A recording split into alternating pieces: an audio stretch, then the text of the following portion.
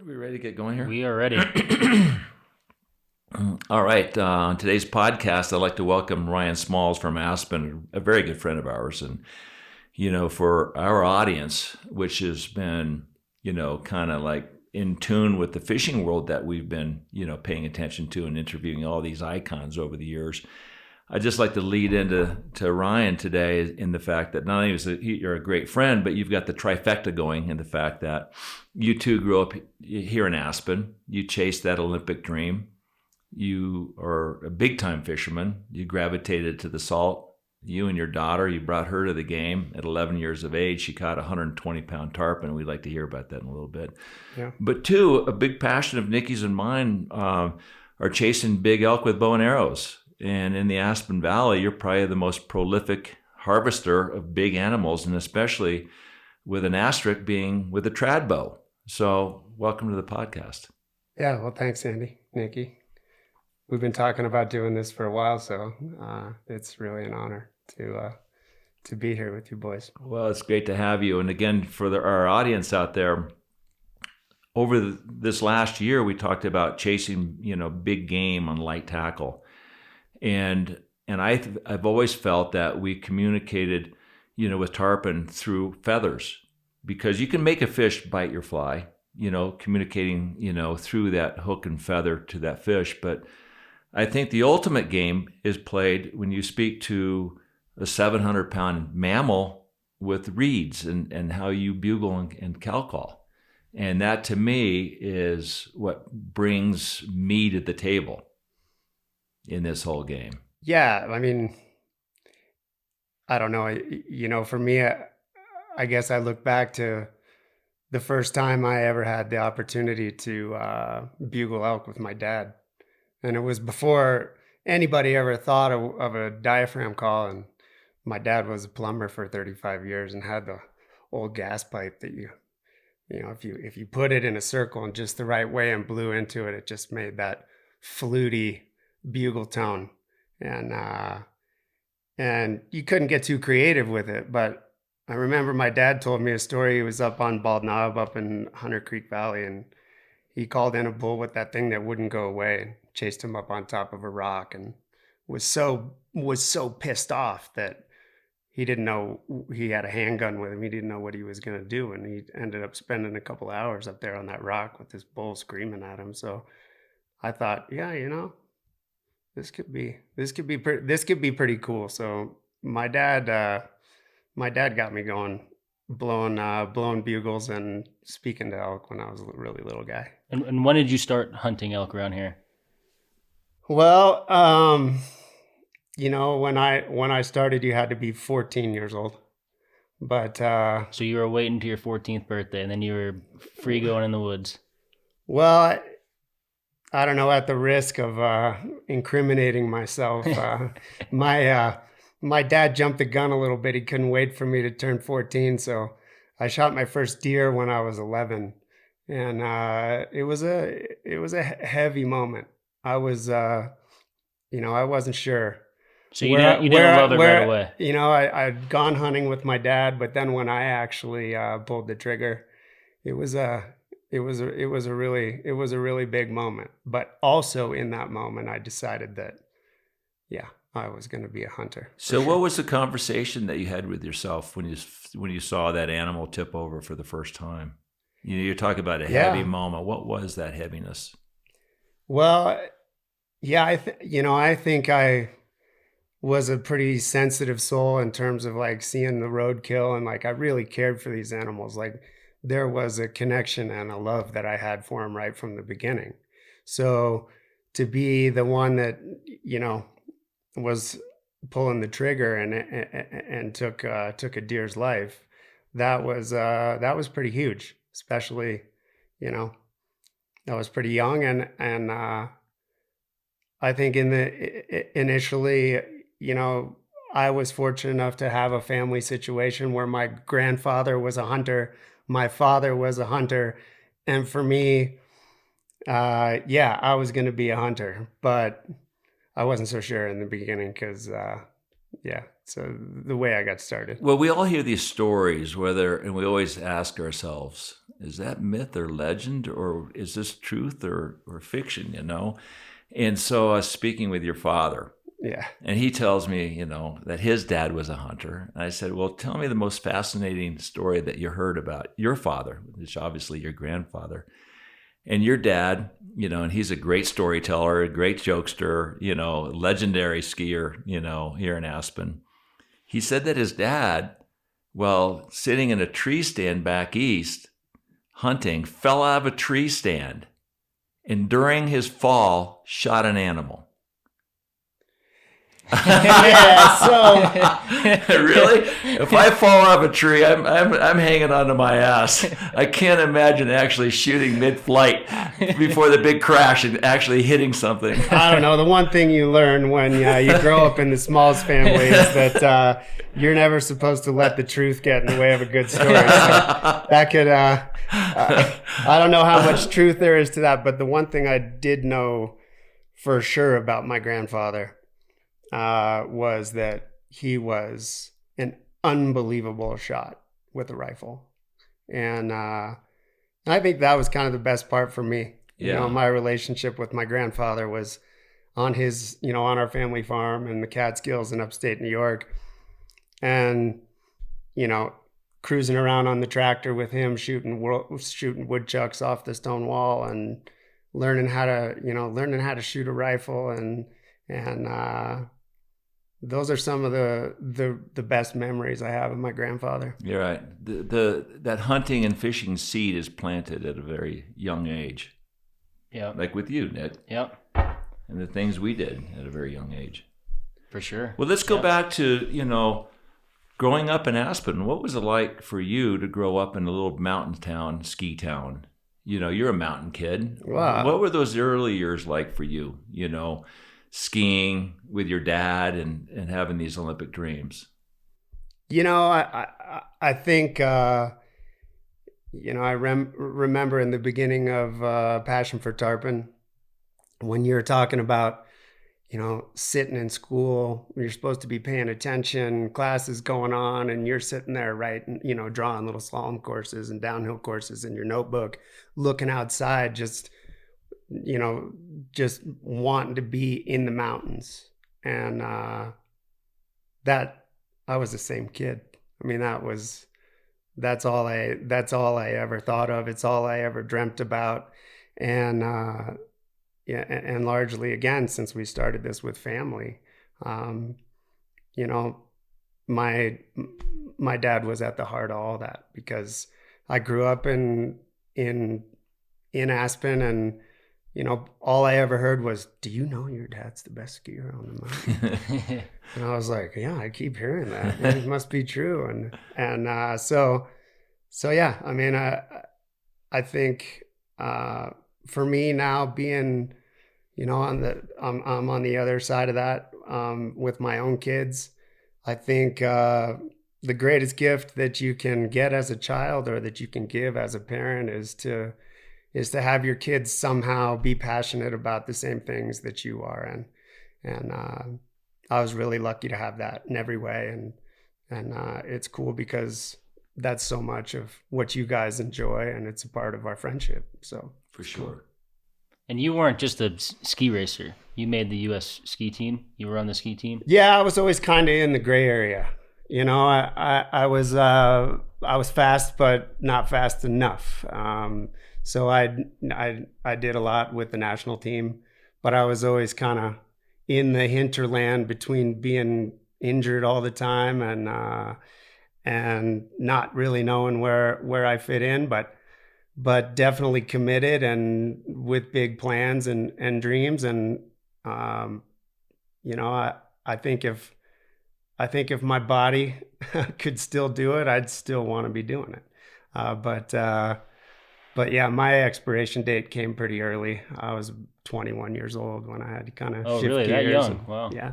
And but you skied in Europe with under the umbrella of the U.S. ski team. You skied in some big events. Yeah. So what injuries did you sustain? You're playing the humble card here. Yeah. No, I think it's funny because I look back and I had all these plans. I convinced my parents to let me go to a ski academy when I was 14 years old because I knew that was the path that I needed to be on to get to where I wanted to be.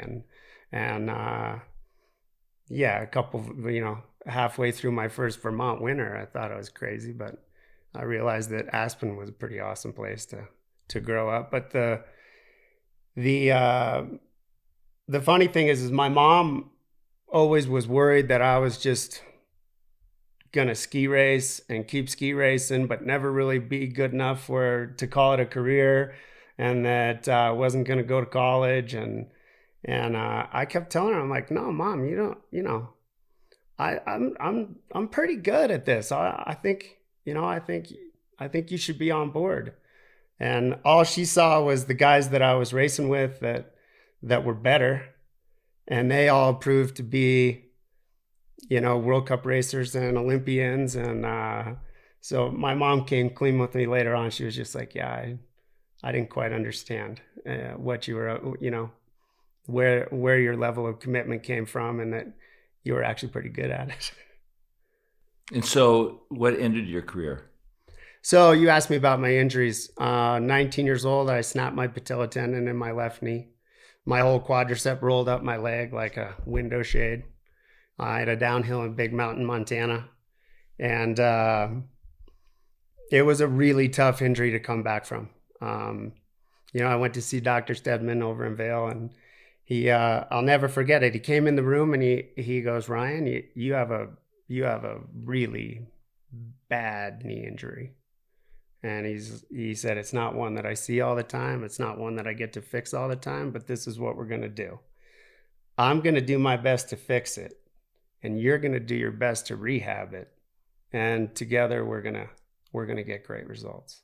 It's really interesting. You mentioned Dr. Stedman. A lot of people in the world, especially in sports, know this iconic orthopedic surgeon from Vail. Yeah. And diverting from our story for a second, sure. When Phil Mayer shattered his ankle in the pre-Olympics in Lake Placid, during the press conference, they asked both Phil and Dr. Stedman the outcome of this injury. And Dr. Stedman said, I really don't know if he'll ever be able to ski at a world-class level again. And Phil looks at Dr. Stedman and he says, well, that's what he thinks. Yeah. The next year, so Dr. Stedman put like 9 screws in his ankle and pinned it together. The next year, Phil wins a silver medal behind Stenmark in the slalom in the Olympics. Wow! But that's what Stedman was really great at. I mean, a lot of doctors could do the common things, the common operations, but Dr. Stedman treated the gray area the best in the world. And a lot of athletes from around the world came to see him. Soccer, basketball, baseball, football, everybody came to see him, and he fixed the world. Yeah. So kudos to Dr. Stedman. Yeah, definitely. He, aside from just being a remarkable surgeon, you have a young kid that all of his dreams somehow are potentially out the window. And he had the wherewithal and the presence of mind to just identify with me on that level. And from the moment that I met him, I was like, I had no choice but to believe that I was in the best hands possible and that it was going to work out. And that one worked out pretty well. I was able to come back, and then fast forward a couple years, I ruptured 3 discs in my back skiing at a camp in Hintertux, Austria. Early season on the glacier. And that one proved to be a lot harder. Never was quite the same once I started having back issues. Well, at least you can elk hunt. Well, yeah. At least you can go chase animals. Yeah. Well, before we leave the world of skiing, avalanches have always been kind of like this weird cloud around all skiers, because skiing, we all love to go into the backcountry, and right around the corner there was this big monster thing called an avalanche that was always kind of intriguing, that whether or not you're ever going to get caught, and if you do, whether or not you're going to survive or get nipped. And you took a big ride in Alaska. Tell us about that one. Yeah, I did. I guess the story kind of starts before I was in Alaska, because I had a very close friend of mine and now legendary heli skiing guide, Greg Harms. We were skiing on Aspen Mountain, and he said, we were getting ready to do this trip to Alaska, the Tordrillo Mountains, the Tordrillo Mountain Lodge. And he said, there's this really good avalanche airbag technology that's available in Europe. And it's really not popular yet, but, it increases your chance of staying on top of the snow by upwards of 90%. And he didn't give me a choice as to whether or not I was going to, buy these airbags. He just said, I ordered you some, and you can write me a check when you get to the lodge. And I was like, you're going to wear this thing. Yeah. I was like, okay, yeah, I guess so. This is my guy. I'm in. And got to the lodge, and I got outfitted with these airbags, and we skied for 5 days. I never even thought about it. Avalanche it's always in your mind. I think it's important that it's in your mind when you're skiing in a big mountain environment. You always need to be thinking about the lines that you're skiing, and what's going to happen if something goes south on a run. But I wasn't worried at all. It was the 5th day, first run of the day. Guide dropped in, ski cut this line. 3 of my buddies skied it. And then I dropped in, I made one turn, and the whole thing ripped. And a buddy who was on the top screamed avalanche, which just kind of shook me. And I looked to my right, and all I could see was like the telltale giant slabs and broken refrigerator sized blocks of snow. And I thought, oh man, I got to get out of here. So I tried to ski out of it. But before I could go anywhere, I was on a giant plate of snow, like riding it like George Jetson. I had nowhere to go. I was already sizzling. And so when I tried to ski out of it, I got knocked down. Then I stood back up, and I was standing on the plate, picking up speed, getting ready to take a big ride. And I was like, oh, I got the bags, man. I got a plan B. So I sat down, got ready, and this whole this bowl kind of went down through a couloir, and all the snow was just getting ready to shoot through the coulee.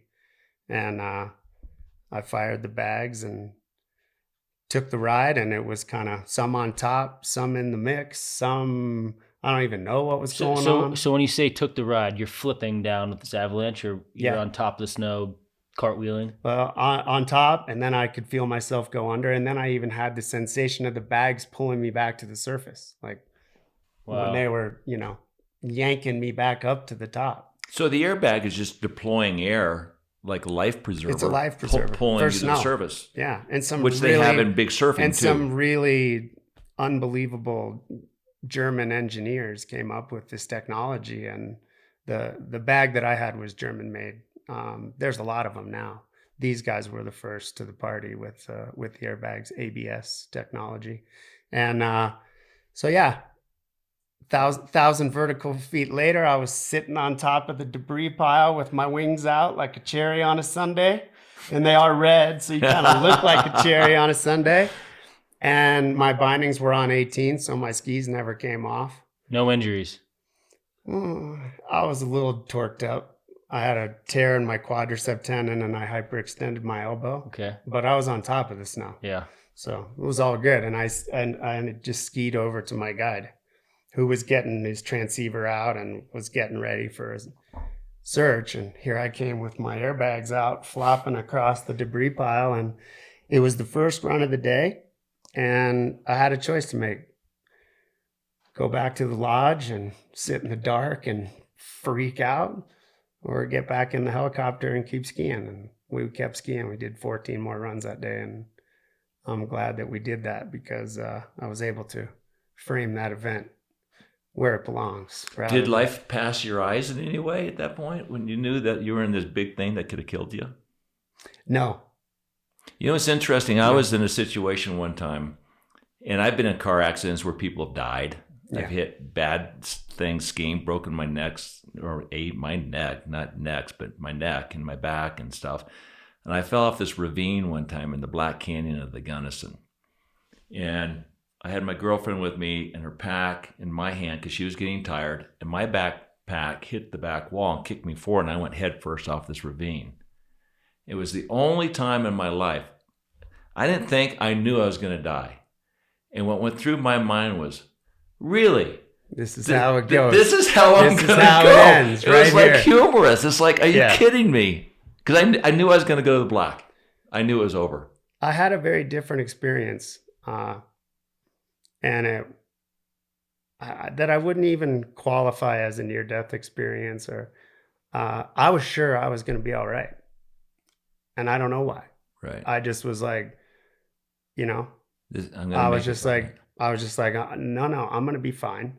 And I had an action plan. I had to fire airbags. I had to be taking actions consistent with surviving. And it's interesting. I think about it. Like, there was never a question. I was just like, I got this. I got this. And I didn't have reason to believe that was going to be the case, but that's how it occurred for me in that moment. Interesting. And then you moved on.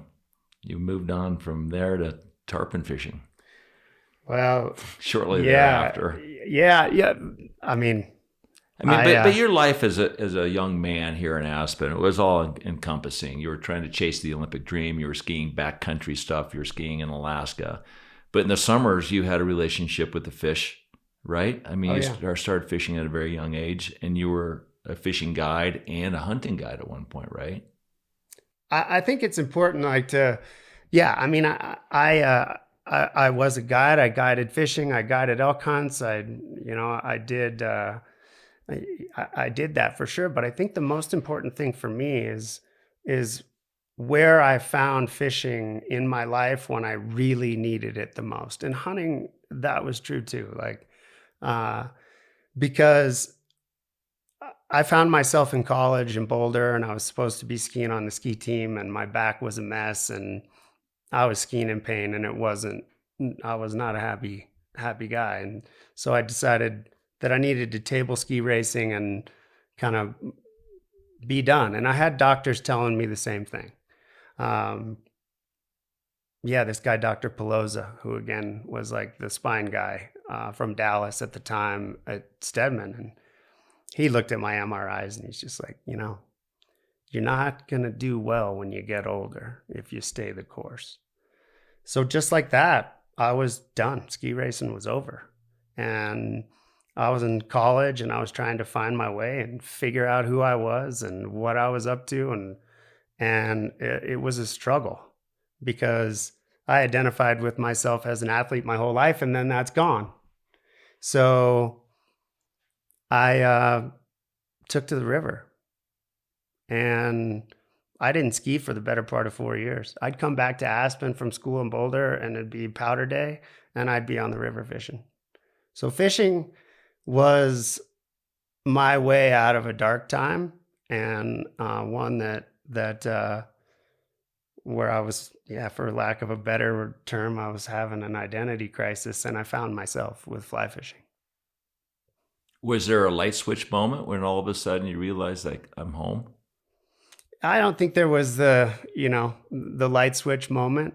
I think it took time. Mm-hmm. Took time, but the more that I kind of buried myself in fishing and my studies and found other things, I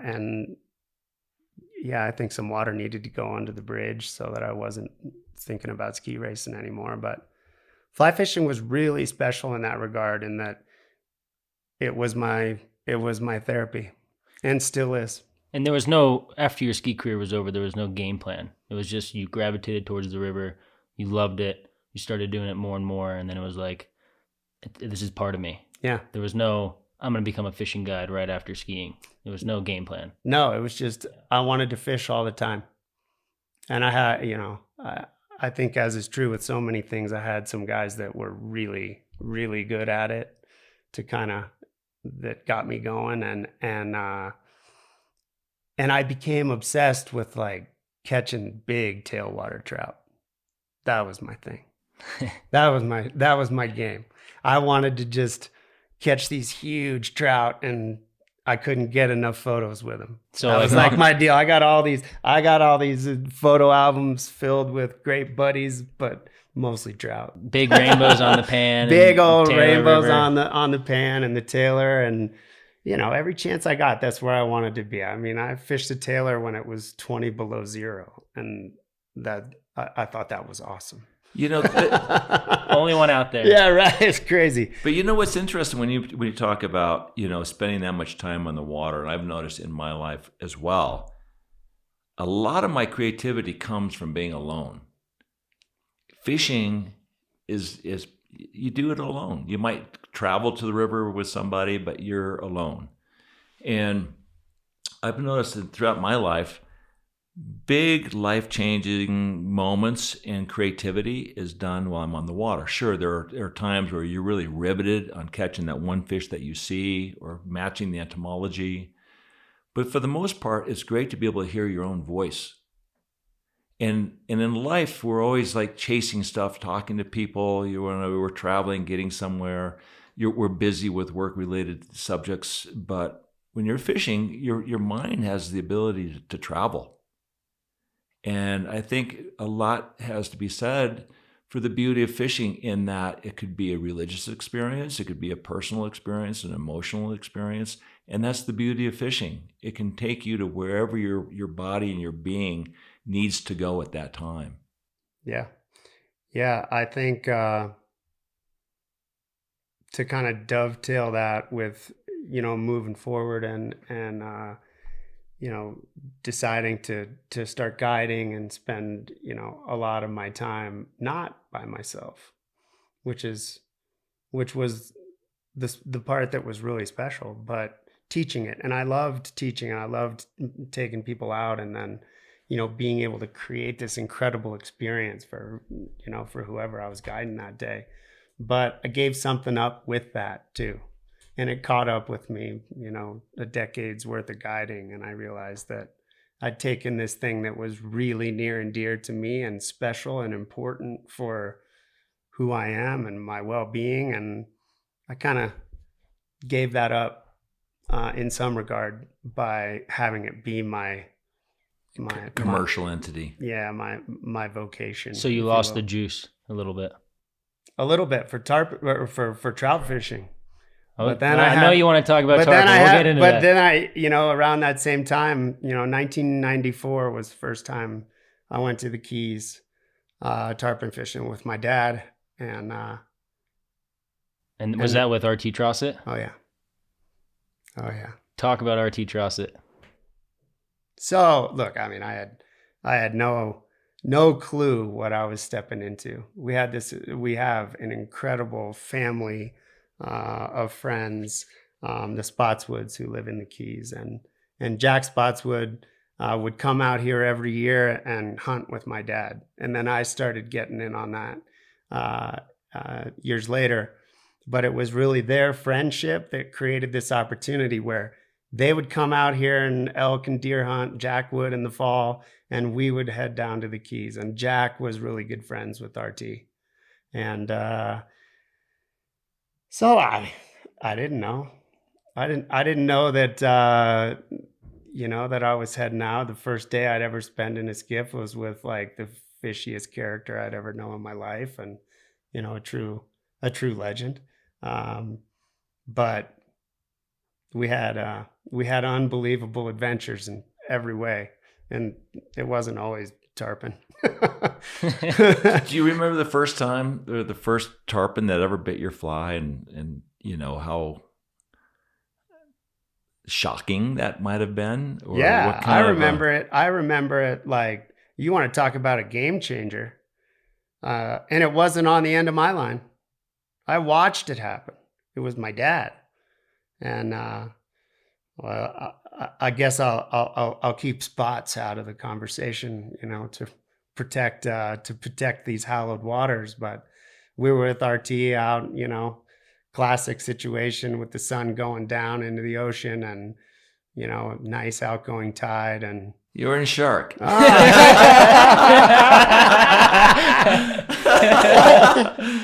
Maybe. Of course you were. Maybe. I don't know. Yeah. So, and I remember standing on the bow of RT's boat and looking across the channel, and here's my dad. He flips this old fly that Billy Pate tied himself. This looked like the entire chicken with these big whistler. This fly is like this long, right? Flips it out there, strips out a little bit of line, and he goes to light a cigar. And he's just got the rod there, and he's over there lighting his cigar, and I'm watching him, and I see this big tarpon come up out of the water, right in between the boats. And I was just like, wow, I had no idea, because he wasn't even fishing, that just that whistler out there wagging its tail in the current enticed the bite. And he hooked up this big old girl, and they took off after it. And my dad didn't know, he had never had a tarpon on. And he did the classic trout. He didn't even have a chance to trout strike. The tarpon hooked itself. But then as they were motoring off after it, you could just hear the tarpon run and just hear the handle come around and just brrr, brrr on my dad's knuckles. And RT was like, "They got bloody knuckles in that boat over there." so that's the aha moment for me, tarpon fishing. And it wasn't the first time I hooked a fish. It was my dad. Interesting. And then you got your daughter in on it. Yeah. Well, that, fast forward a lot of years. My dad, we've made that trip down there together every year since 1994. And so, to be able to bring three generations deep was a really big deal. And unfortunately, with COVID, this year was the first year that my dad didn't go to the Keys. But we're gonna get back on it when this thing blows over. But what's interesting? I've seen people over the years that do things and they really enjoy things, but they never pursue them and dedicate their lives to do something as well as you have with skiing, with tarpon fishing, and with bow hunting. So, and then you got, with Diego Roulier, you started fishing with him, which is the cutting edge of all guides in the Lower Keys that pushes a skiff right now. I've seen, your pursuit of perfection with tarpon, and you've gotten really, really good over these years. Tell me about your passion and about the pursuit of doing well with these game fish. Well, it's interesting because, I get about 5 days, maybe a week, a year to do it if I'm, if everything lines up. And with, you take those numbers down for the years you go and the weather doesn't, the glimpses are can be few and far between. But for me, starting with RT and certainly now with Diego, I might only get those 5 days, but I stand on the shoulders of giants every time I go. And I know that I got a better chance of making the most of the time that I have and the quality of the experiences that we've had there over the years, because the incredible people that I've had a chance to fish with, it's incredible. As far as how good, look, I think I just get back to being as good as I was when I wrapped up the year before, and it takes me 5 days to get there, and then I kind of hit the reset button. But I put the practice into for, in the park, doing what I can to at least do my part. The guides work so hard. Mm-hmm. The last thing you want is to squander those hard-earned opportunities because lack of practice, because you didn't commit yourself to preparing to master the moment. Right. And kind of across ski racing, elk hunting, tarpon fishing. You're a perfectionist. I mean, I think what all of these things have in common for me is the pursuit of mastering the being moment successful when everything's on the line. That's what they all have in common. I mean, you will text me when it's snowing in December in Aspen, talking about I think this pink leather is a good leather. I mean, most people are taking laps on Ajax, and you're thinking about Pololo worm leather, and you have 5 days in May. Yeah, you're obsessed. Yeah, no, I'm obsessed for sure. But there's a lot more that goes into that obsession than just the fish, and I spoke about it. It's this friendship that I have with the Spotswoods and the Keys. It's the family trip that I do every year with my dad. It's being in the presence of greatness with people that have dedicated themselves to being the very best at their craft, in RT and Diego, and having the opportunity to be a part of that, even if it's a short period of time, is pure, pure gold for me. It's something that I value, probably as much as any endeavor. But I don't know, one of these days, I always used to say that, in my next life, I was going to come back as Andy Mill,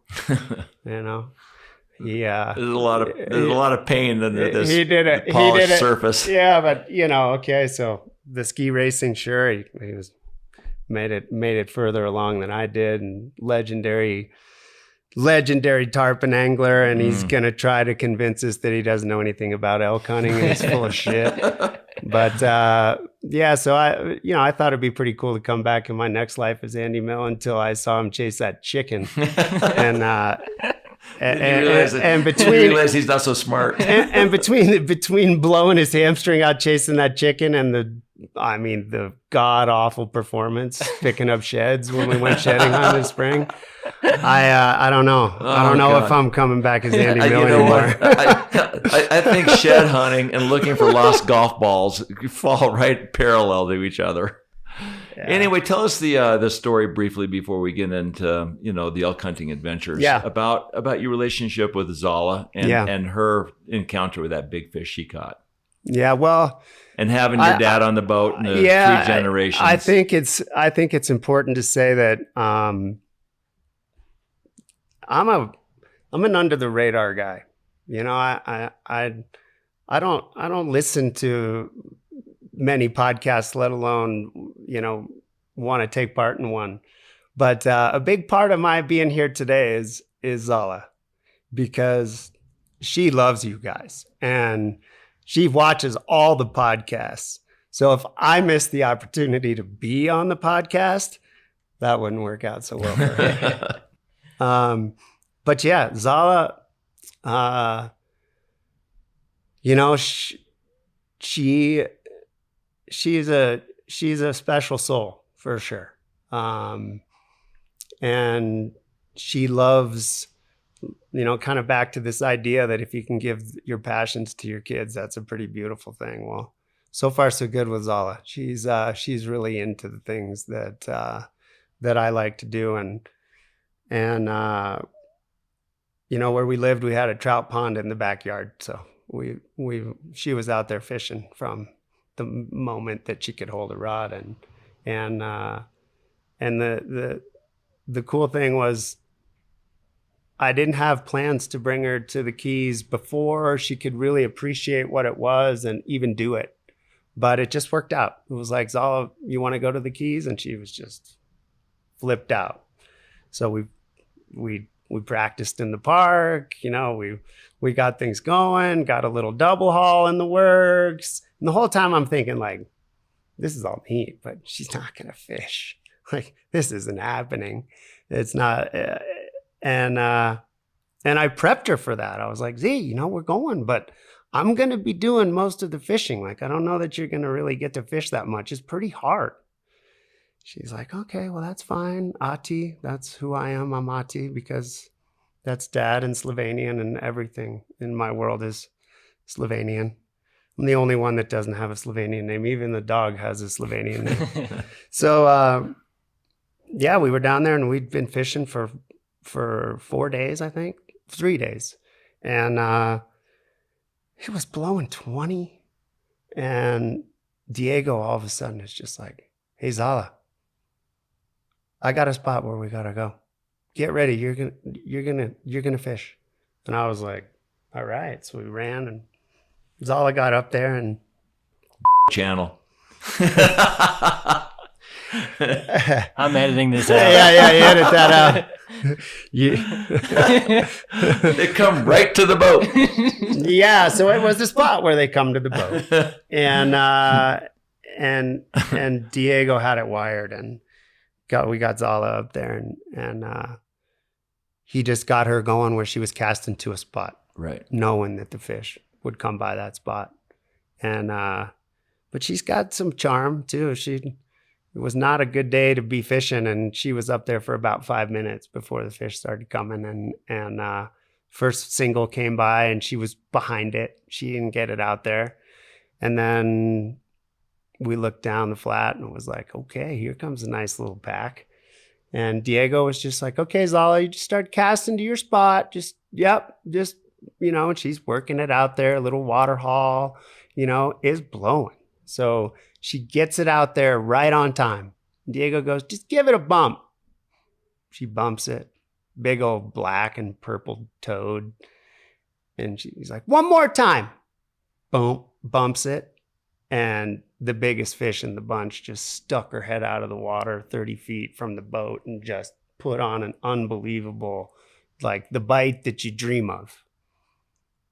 But I had an 11-year-old girl attached to the other end. We were just like, we didn't even know how to make sense of what had happened. We were just freaking out. We were screaming.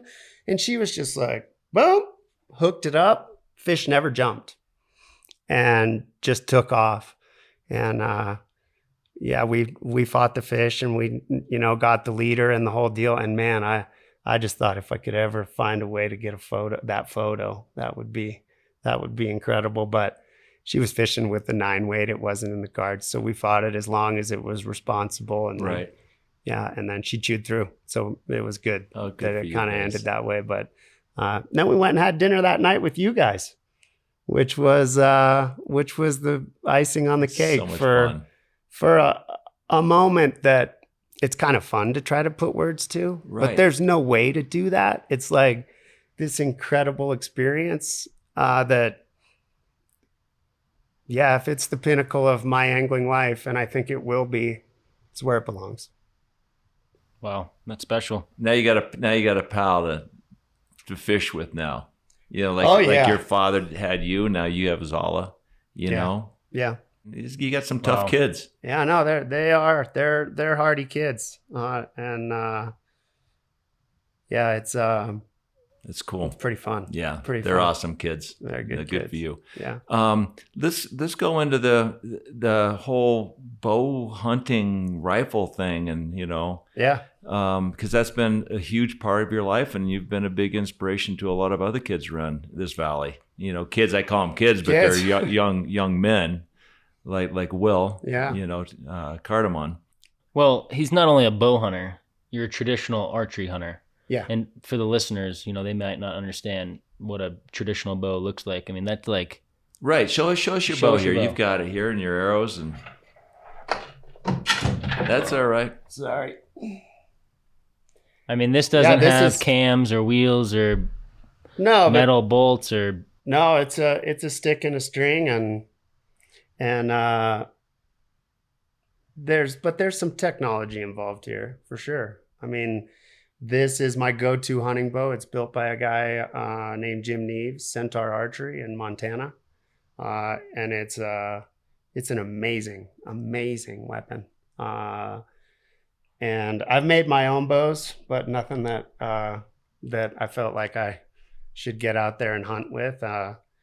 And then, you can see that these low diameter carbons are not that much different than what you see on your compound setups. The biggest thing is that they're heavier and have a, more specifically, they're really high percentage FOC. So they're heavier because the velocity of the speed's not as quick. Yeah, you give up the speed side of the equation for a harder you gotta make up for it with mass weight, for momentum and penetration. So but as I've learned, because I'm a tinkerer and I'm always trying to make stuff better, I've learned that these high FOC setups are really, really effective, not just for flight characteristics and accuracy, but also the penetration potential and lethality of the arrow goes way up when you pay attention to some key components to the arrow design. The micro diameter shafting is one, and having that weight as far forward of center as you can really adds a great deal of lethality to a traditional archery setup. The kinetic energy? Yeah, so it's not so much, I don't think so much in terms of kinetic. What's more important for me is momentum, right? Because momentum is what equals penetration. And you've gotten full pass-throughs with your arrow using a traditional bow. Yeah. At 50 pounds? 55 pounds at 28 inches, I got a full pass through on a moose. Unbelievable. Yeah. And it's a progression for sure. How did you get into the trad bow? So because you went obviously from the rifle to most likely a compound. Yeah. So why did you make this switch? Was it too easy? No, it's not at all. You just wanted harder. It's I had a great friend that shot a longbow. We were in the woods together, and he's still one of my closest friends and hunting buddies. And it was a season out shoot, carrying. I was lugging that compound bow around, and he had this nimble little longbow that he was shooting all the time and having fun stump shooting with. And I was just like, man, that's cool. Let me shoot that thing. Was he effective? Was he killing stuff at the time? Oh yeah. Yeah. And so, I just started shooting his bow a little bit, and I was really taken by it. Not just the hunting aspect, but the archery itself. Mm-hmm. Shooting one of these bows is, I'm trying to woo you guys over to the trad side of the equation. We're going to keep shooting them, but just shooting them adds a component to archery that's really compelling. I would think it's almost a relationship, the difference between throwing a spinning rod and seeing the arc of a fly line. The artistry, possibly, to this game, which fly fishing is to fishing. Yeah, I think an art form. I think for me that's a pretty good image. It's because Flip Pallet said, we were speaking about compounds and stick bows, and he was saying at some point I'm going to make you an archer. Yeah, and we were always killing stuff with a compound bow. He said this is the fly fishing of archery. And you told me that, and I think I already loved Flip Pallet. Now I'm really sold on that guy.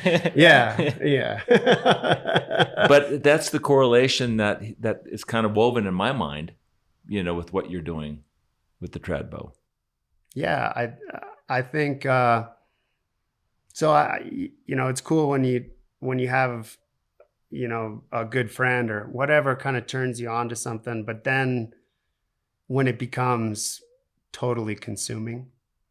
And you really want to pour yourself into that. And that's how it was for me. Like when I made the switch to shooting my first bow was a recurve, was made by really amazing bowyer out of Oregon, this guy named Wes Wallace.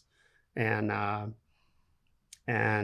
when I started shooting that bow, I was just like, there was never any looking back or picking up a compound bow, or it was like, nah, this whole gig really spoke to me and I wanted to get good at it. Let's go back to when you first started bow hunting in the Aspen Valley. Yeah. This was what, 17, 18 years old? When did you get into bow hunting? No, I was a little older. It was, I was 22. Okay. And as it turns out, and I've always kind of liked it, that there's a correlation. The first year that I ever bow hunted was also the first year that I ever went tarpon fishing. So same amount of time. And what was it like hunting around here in this valley back then? You don't want to hear these stories, Nikki. You really don't, because it's just gonna. No, I do. It's just too good. It's just to be true. It's just gonna make you sad. No, I mean, how many opportunities in a day hunt would you have? So first and foremost, there was nobody out there. You know, it was the last thing I had to think about. Like, if I was going to hunt somewhere, you just go. I didn't think like, oh man, there might be somebody there at that spot, or you know, I wonder if there's been somebody there. You know, there were so few people out there doing it. And at the time, I even felt like I was kind of late to the game. I knew a handful of bow hunters locally. My one guy who really helped me out early on was one of my dad's neighbors. This guy Stan Larisky, who was just a diehard bow hunter, and he built his own broadheads, which became a really good broadhead that Muzzy bought. It's the Muzzy Phantom.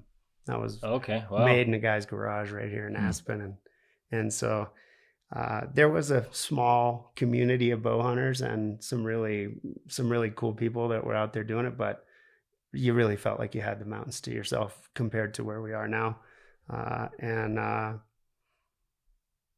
it didn't happen overnight. You know, I mean, it evolved over time in terms of how bow hunting really took off, and how it's changed the game, and what it means now to hunt on public land versus the opportunity that was there when I started out. And not only was there a lack of pressure, but there were so many more animals, correct? That's because, yeah. I mean, I really feel like I lucked out. The time that I started bow hunting and looking at the population studies and knowing, like, I got to hunt right through the heart of the golden age of bow hunting for elk on public land in Colorado. No doubt about it. I got the very, very best of it in my mind. Now, if you rolled back the clock further, you know, maybe somebody else would feel the same way. But I feel like I saw the best of it. But what is that great day? Like, what? Because I know nothing about that, because it's so hard nowadays. Like, tell me a little bit about like a great day in the woods back then. So bugles, or what's going on? Yeah. Well, there was the biggest thing that I missed is that there was a rhythm to everything. There was a progression to the rut, so that when you were out in the mountains every day, you could just drop into this rhythm and live with the elk. And you knew how the rut was progressing. You knew what was going on from one day to the next, because unless you blew them out or something happened, you know, they weren't bothered, and they weren't being called to, and they weren't, you know, and when for me, I had a whole valley of places that I knew to go, learning growing up where to go hunt, and they were just happy elk.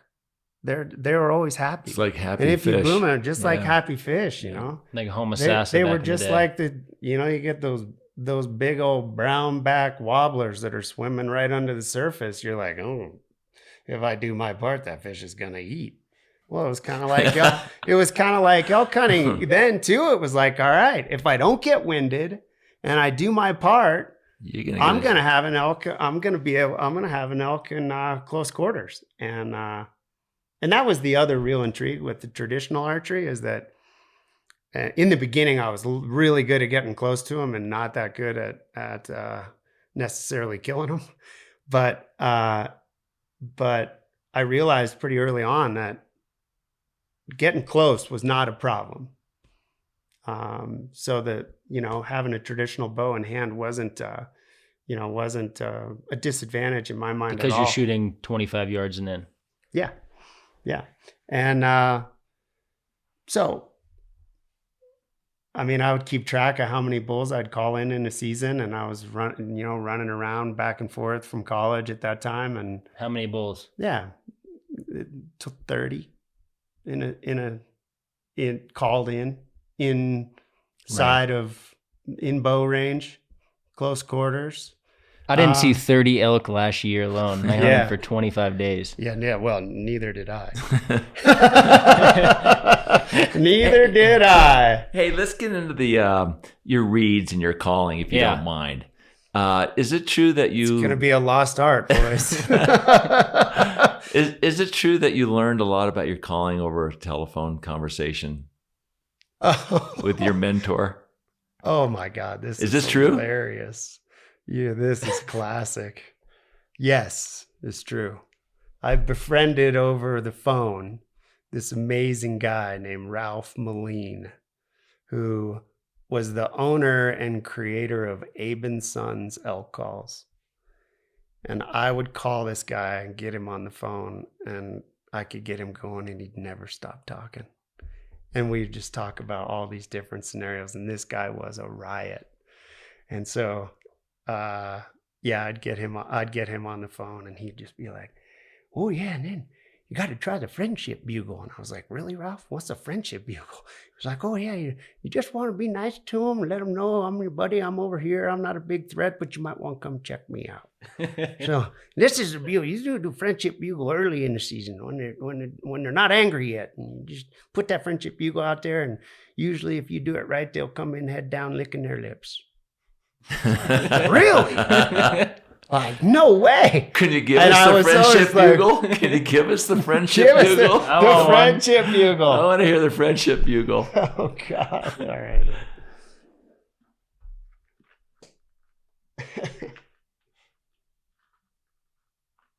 And the question remains, do you still use the friendship bugle?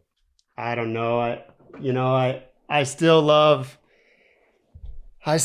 talking to elk. I still, think that I should be able to call in every elk that I talk to. And I'm obviously wrong about that, but the game has changed so much that to be effective and to be a good elk hunter often, especially on public land and hunting elk that are pressured, a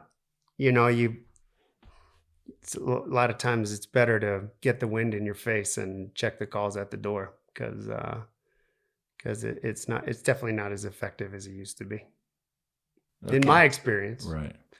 But that doesn't mean I won't. I it's funny that you bring him up, because yeah. Yeah, he was a cool guy, and I don't know that he's still alive, but he lived in Coos Bay, Oregon, and he would send me all kinds of prototypes of calls that he was making, and I'd talk to him for hours at a time. And you would call in the phone, and he'd say, you got to get a little higher pitch. Okay, come on, give us a little example of the friendship bugle. And we would blow bugles to each other over the telephone. For hours on end. Your wife probably thought that was a little questionable.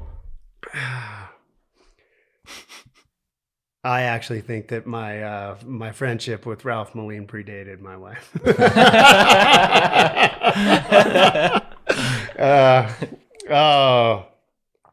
Okay, so the whole idea with a friendship bugle is that, there's very low intensity, not a lot of urgency, but it's one of those bugles like, I'm over here. And it's good, like for that kind of pre-rut, when the bulls are just kind of coming out of their bachelor groups and they're trying to size up the competition and they want to know who's around. So give it to us. Okay.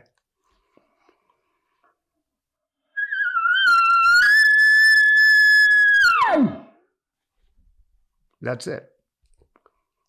Not a lot of anger, not a lot of anything. And he was always like big into like, you know, all these like Fluttering nice little friendly chuckles on the backside.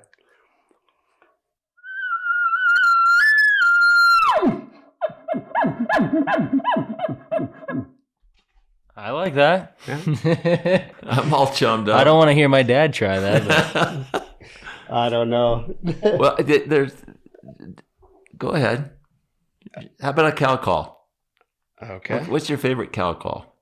My favorite cow call is the Steve Chappell signature series from Rocky Mountain Game Calls. This guy right here. And I don't know I don't know Steve Chappell. I've never gotten on the phone with him, but he knows a thing or two about calling elk for sure. And the calls that his signature series is a really good call. So.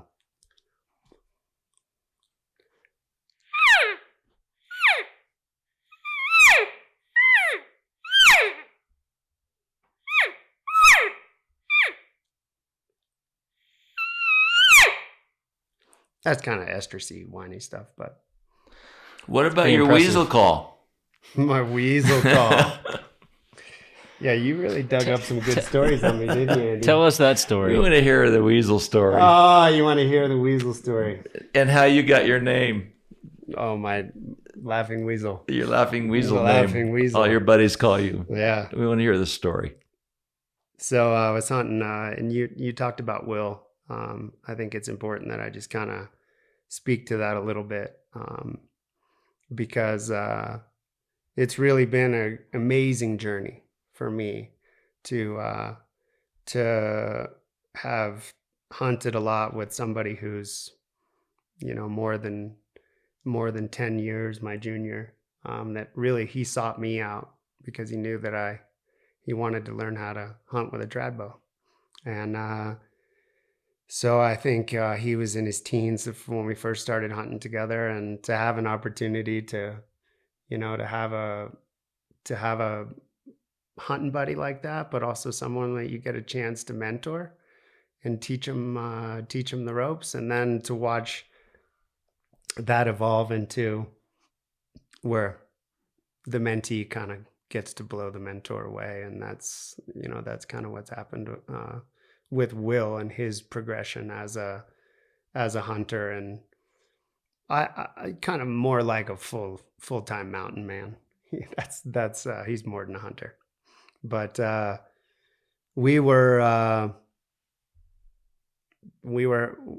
out just hanging out in this Aspen bench, and we got there a little early. Needed to wait for the thermals to kind of die down and get so that the air would start to drain, so that we have some consistent breeze to be able to move in on this group of elk. And we're hanging out, and I think I was, eating a bar, drinking some water, and we were just sitting down, leaning against trees in the grass in this beautiful, little aspen sanctuary. And Will all of a sudden got really excited, and I was like, elk. I was like, we don't have to wait, they're here, all right. And he's just like giving me signals. He's like,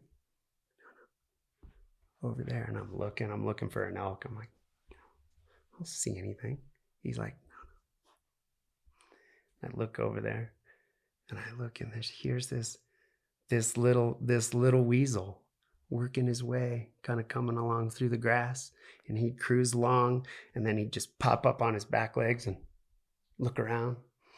So I was like, oh wow, this guy's cool. I'm gonna mess with him a little bit.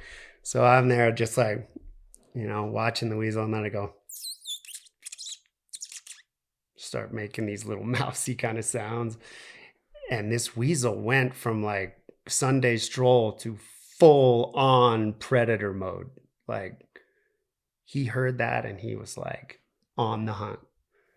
And so he would cruise through the grass a little bit and then pop up, look around, and and then he'd go back down in the grass, and I was like, oh man, this is funny. And like Will and I are looking at each other like, check this out, this is crazy. How great is this? And then he's close, right? So I'm like, all right, here he comes. Like, I wonder how this is going to go. And he pops up on this downed aspen log, this dead aspen log, and he kind of gets up so he can look around, and he's looking around. And I gave one too many, and that thing just locked on me. And he's on, and I'm just like, oh no, oh shit, like this thing is coming. And he just aired out straight at my face, just launched. And I jump up out of the way. He lands on my shoulder, and I'm rolling around on the ground, and I'm trying to get rid of this weasel who's trying to eat my face. And finally the weasel takes off, and I look over at Will, and we just like what just happened? And then, yeah, I mean, we completely lost it and just, rolled around laughing, tears streaming out of our eyes. And so, yeah, that's how I got the nickname Laughing Weasel. There's another story from your friend Benji. All right. So, by the way, and I should have said this before, Benji is my friend and the guy that like really took me down this traditional archery path. And he has continued to like take it to the inner sanctum of primal living and survival. And he makes, the bows that he hunts with, he flint knaps the, stone points, like he does it all. So Benji's the real deal. So tell us about your pack goat story or Benji's pack goat story. Well, so I don't know, where do we start with the pack goats? I got interested in pack goats. It's kind of a cool, kind of coming full circle with the whole ski racing world. And there are a lot of ski racers that are serious and really amazing bow hunters, starting with Lonnie Venata, and my friend Cedar Beauregard, who I ski raced with, was coached by Lonnie, and Lonnie had a hand in turning Cedar into a bow hunter. And Cedar and I lost touch for, I don't know, we didn't see each other, didn't talk for like 15 years. And then he developed this really cool technology where he was shooting properties with a remote control helicopter long before drones and all that. Now he built his own helicopter, and he called me because he knew that I was a real estate broker. And he's like, yeah, if you ever need me to shoot property, I'll come to Aspen, shoot it for you with my helicopter. I was like, man, that's cool. So I had Cedar come over here, and I didn't even know that he was big time bow hunter at that time. And he spent the night with me, and we shot this property, and he was like, you have back goats? And I was like, do I have what? Back goats? I was like, no. He's like, you need back goats. He's like, I got back goats. He's like, you got to have them. And I was like, really? So he told me all about pack goats, got me all fired up. Go further than anybody can go. Still get an elk out of the woods. Like, I was all about it. So I went headlong into the pack goat program. I ordered up 5 goats from this dude in Nebraska. And we got the goats. And my buddy, Andrew Meeker, who was also one of my closest hunting buddies, he had a little ranch up past the monastery in Capitol Creek. And I was like, Meeks, I'll get the goats. I'll pay for everything. And they're going to live with you. He was like, okay, Smallsy. Bring on the goats. So we got the goats. It was the first year we had the goats. And Benji came down from Idaho. He lives in Bellevue, Idaho now, just outside of Sun Valley. And we cooked up this whole super deep pack goat adventure. And we got the goats going. We got all the way multi-days out into the wilderness. And I was like, man, I got to go back to town. I got to go back to work. So you guys just stay out here, and I'll pick you up at the trailhead. And at this time, like, I'd got them all lined out on the goats. Everything was going well. They're dialed. Not that much to know. You got it. I hiked out. Went to go meet him at the trailhead a couple days later. Nobody's there. And then I just see he and his girlfriend at the time. They're married now and have a beautiful little girl, Zoe, but they were still pretty new, fresh in their relationship. And Benji thought it'd be a good idea to bring his girlfriend on an elk hunt in Colorado, and she was up for it. It was awesome, but they just looked whipped, and there were no goats anywhere to be found. And they made a mistake. The goats kind of got in a routine where they hang out with you. They want to be with you, but they didn't put them on a line, and they crawled in the tent. They said they were taking a nap. I don't know. I don't really know what version of the story you want to run with, but they were in the teepee. Once I got these goats, I got the 12-man Cafaro teepee with the biggest stove and had all the cool gear, and they got in the teepee, and the goats split. They lost your goats. Gone. And we went back in. We hiked and hiked and hiked and hiked and glassed and never could find even a track. They're gone. And at this point, the goats, like my kids, they're really young and they're all about the goats, and they're already part of the family. And now all at once, all 5 of them are gone. And so we got this idea. We got a pilot to take us up and fly us around. We're going to find the goats that way. Couldn't find the goats. Found out Benji can't fly in small aircraft, though. He's like the biggest, strongest, like Viking looking dude you ever come across. And he was reduced to a puddle on the tarmac when we got out of that airplane, and he was green and he'd been throwing up. And he got in the car that day and had to drive back to Idaho. And it was just all tears. And it was so tough that we lost these guys, because they're cool. Right. We have never done the pack goat thing together, but we're gonna. And 8 days later, there's this policeman in town who's a bow hunter and a very good one, Forrest Barnett. And I was just passing Forrest on the street, and I was like, "Hey man, I know you're out there hunting. If you see my pack goats, let me know." And he was like, "Pack goats?" And he started to say, "Well, what's a pack goat?"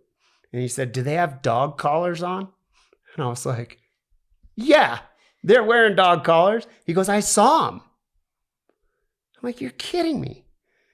And they had been making their way back to the trailhead. Those goats knew where they were the whole time. And they got in these cliffs where nobody could eat them.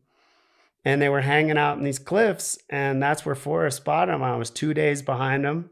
I went up there with Meeks, and we glassed them up like last little bit of light. And it took me, I don't know, about an hour and a half to hike to them. And they wouldn't come down out of the rocks. But when we're on the trail, I feed them honey nut Quaker granola bars. And so when they hear the wrappers, they know they're going to get a treat.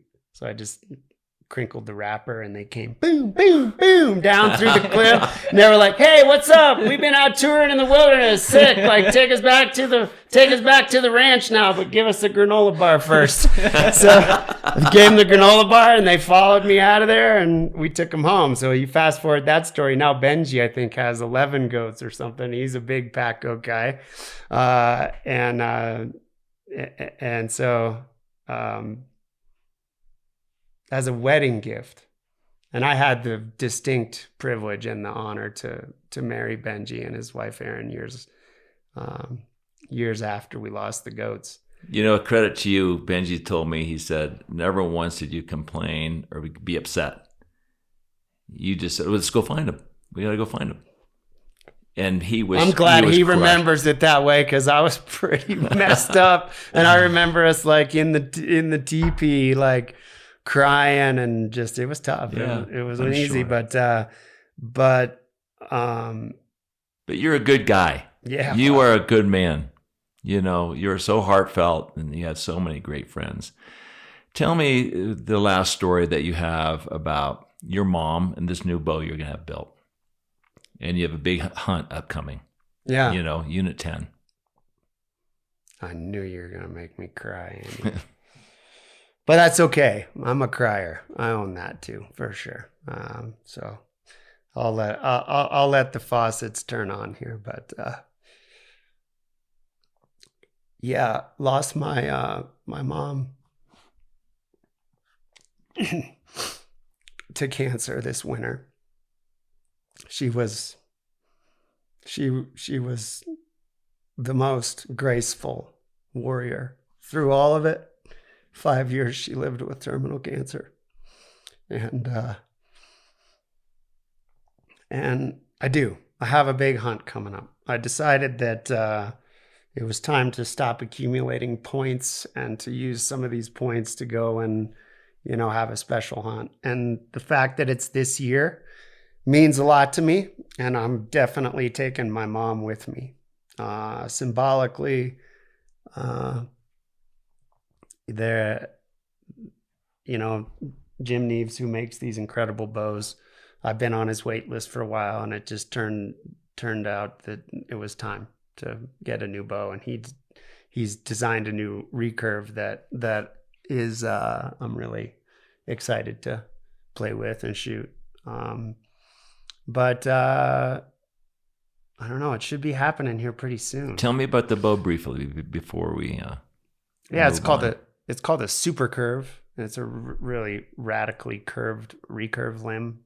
And part of what Jim has figured out with the design, as other bowyers who have developed these super curve designs, is that the draw curve is very different in that it front loads. It's pretty heavy to draw in the beginning, but then the further you draw the bow, it gains less poundage. So it, mostly bows start to stack when you get, when right. You're holding maximum poundage, and this gets smoother. So I'm interested to try it. But tell me about the cosmetics that you've designed. So in memory of your mom. Just thinking about my mom. My mom's from Columbus, Ohio. And one of the things that she was so proud of was being an Ohio State Buckeye. She went to the Ohio State University. She studied pharmacy there. My grandfather, my grandpa Joe, his name was Charlie, but we called him Grandpa Joe. He served in the 10th Mountain Division in World War II. So my mom had this cool connection with the mountains based on, coming from the flatlands, because of, this relationship she had with her dad. And that's, I think, largely what had her intrigued about the mountains and what probably got her to come to Aspen for the first time in, I think, around 1968.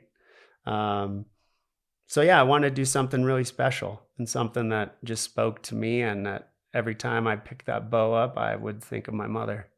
And this is a pretty plain Jane kind of, other than this stippling with this elk shed is pretty cool. But this one's going to be dressed up quite a bit. And this whole riser area is going to be made from the burl from a buckeye tree. I think my mom would have loved that. For sure she is. And then couldn't stop there as long as I'm getting creative. So it's gonna have bighorn sheep overlays through these finger grooves, and then the limbs will be all skinned out with a prairie rattler, and the tips will also be bighorn sheep. And bighorn sheep, I don't know, spiritually, they're a very cool animal. So that's meaningful to me, and something that's cool to combine on something that I want to, use to take my mom hunting with me. And I'm excited about it. It's a little tricky because I'm not going to have a lot of time to shoot it. And this one, this may be the go-to hunting bow this fall, but we'll see. Well, I think you've got a lot of great karma on your side. You're a great hunter and a caller and a fabulous, wonderful human being. You're gonna be great over there. Yeah, thanks, Andy. I hope you guys will come at some point. I know you got big we'll plans. We'll come over and help you too, carry that monster out of there. I hope you, I hope you come join me.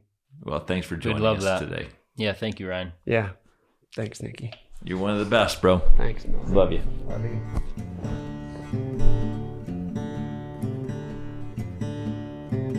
When I saw his West Side Story,